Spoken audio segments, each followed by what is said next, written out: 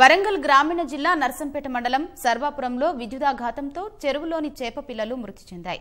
దామర చెరువులో మత్స్యకారులు పెంచుతున్న 3 లక్షల చేపలు విద్యుత్కు బలయ్యాయి. ఈ ఘటనపై మత్స్యకారులు పలు అనుమానాలు వ్యక్తం చేస్తున్నారు. ఈ చర్యకు పాల్పడిన వారిని కఠినంగా శిక్షించాలని వారు కోరారు. మరో వారం రోజుల్లో చేపలు పట్టడానికి సిద్ధమవుతుండగా మృతి చెందడం తీవ్ర నష్టం కలిగిస్తుందని మత్స్యకారులు ఆవేదన వ్యక్తం చేశారు.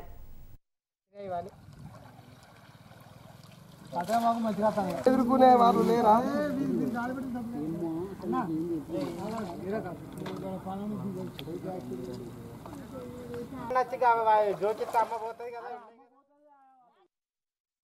పొలాలు అనధికారికంగా పంట వేసుకొని ఉన్న నీళ్ళని ఓడగొట్టిండ్రు.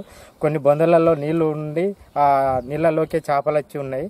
అయితే కొందరు గుర్తు తెలియని వ్యక్తులు ఏం చేశారంటే ఈ బొందలలో ఉన్న చేప పట్టాడే ఉద్దేశంతో వాళ్ళు కరెంటు షాక్ పెట్టారు. ఎక్కడైతే కరెంటు ఫ్రీక్వెన్సీ ఎక్కడ దాకా ఉందో అక్కడి వరకు ఉన్న చిన్న పెద్ద చేపలు ఏదో కూడా మొత్తం కంప్లీట్గా చచ్చిపోవడం జరిగింది. మా పరిస్థితి ఇప్పుడు ఎట్లా ఉందంటే రోడ్డు మీద పడ్డట్టు అయిపోయింది. ఎందుకంటే అదే మా జీవనాధారం.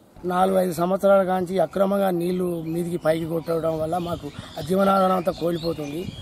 ఆ కోల్పోయే క్రమంలో కూడా మేము గత 4 ఏళ్ల కాంచి 5 ఏళ్ల కాంచి కూడా 3 ఏళ్ల కాంచి కూడా మేము ఇట్లా పోతామని చెప్పి కూడా చెప్పడం జరిగింది. నీళ్లు కొట్టకుండా చెప్పడం జరిగింది. ఆల్రెడీ కేసు కూడా అయింది. వరకు కేసు అయినా కూడా మేము చెప్తే కూడా వాళ్ళు తినకుండా పైకి అక్రమంగా నీళ్లు కొట్టడం జరుగుతుంది.